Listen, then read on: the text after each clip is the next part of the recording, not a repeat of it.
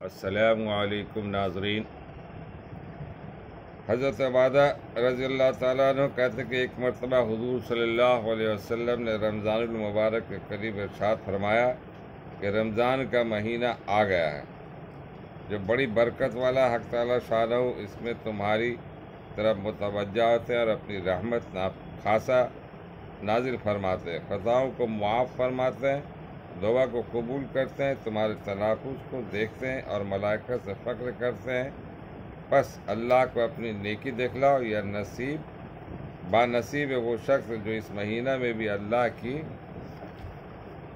रहमत से महरूम हो जाए।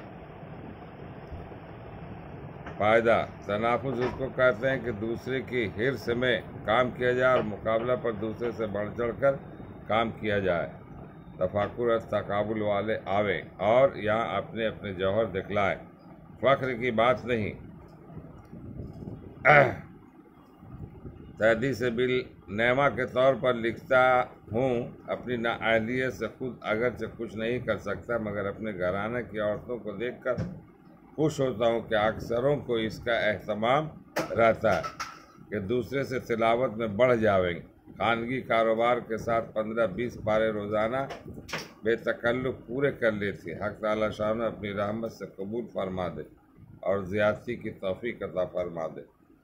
अल्लाह ताला हम लोगों के हर घर की औरतों को ये जज्बा के साथ तिलावत कलाम पाक, नमाज और तहज्जुद पढ़ने की तौफ़ीक़ अता फरमाए। वमा अलैना इल्लल बलाग।